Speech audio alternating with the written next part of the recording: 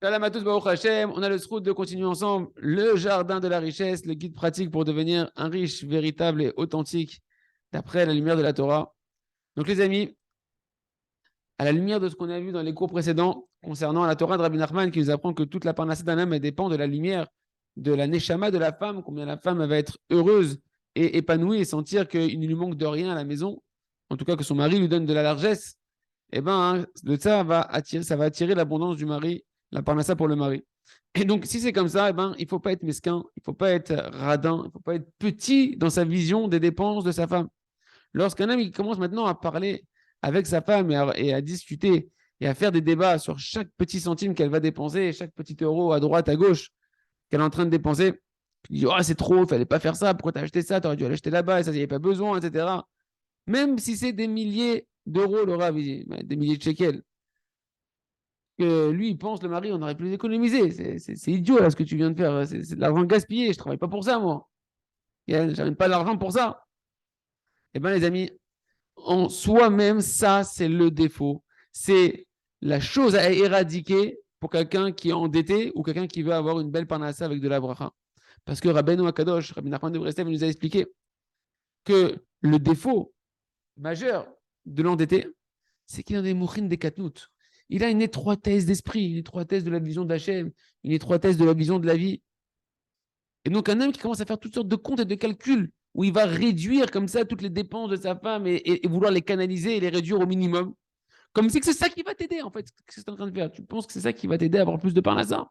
Tu penses que c'est tes petits calculs de mesquin en minimisant et en contrôlant les dépenses de ta femme, que ça va réduire, ça va résoudre ton problème de dette ou augmenter tes budgets pour faire tes projets de parnassa que tu veux. C'est ce qu'on appelle, les amis, des mochines, des katnout. C'est l'étroitesse d'esprit. Tu es en train de mettre Hachem dans un étau.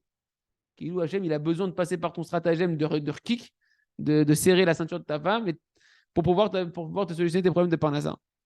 Au contraire, tu dois élargir ton esprit, nous dit Rabbi Nachman. Tu dois élargir ton esprit, c'est-à-dire quoi?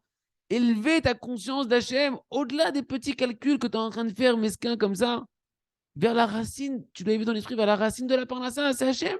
Hachem, c'est ton père, c'est le roi.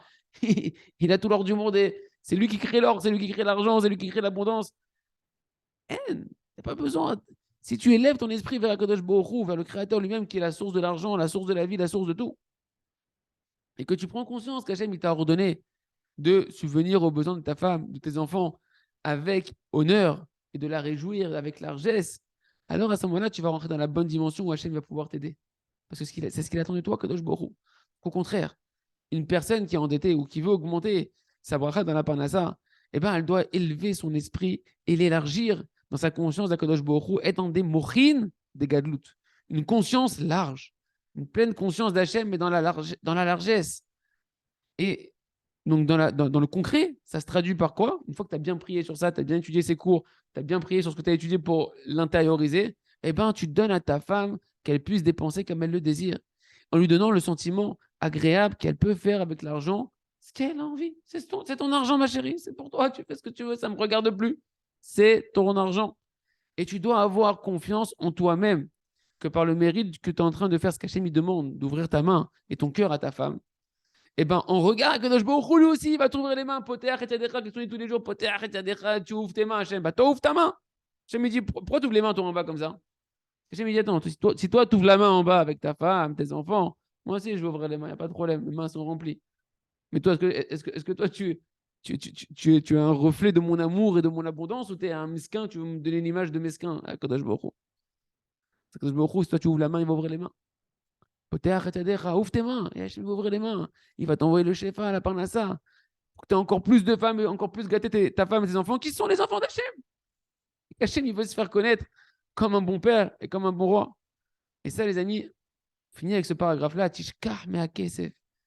Oublie l'oseille. Une fois que tu as donné l'argent à ta femme, ça y est, tu oublies qu'est-ce qu'elle va faire avec. Ne t'intéresse plus à ses dépenses.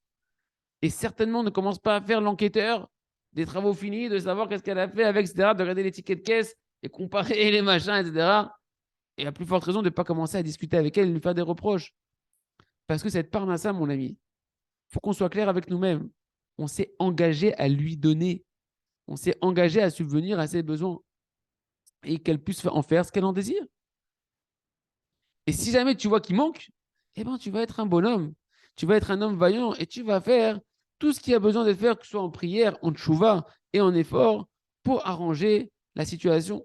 Parce que c'est ton problème à toi et à toi seul. Et tu t'es marié, comme on l'a dit, avec un contrat de mariage où tu t'es engagé à travailler, à subvenir aux besoins de ta femme.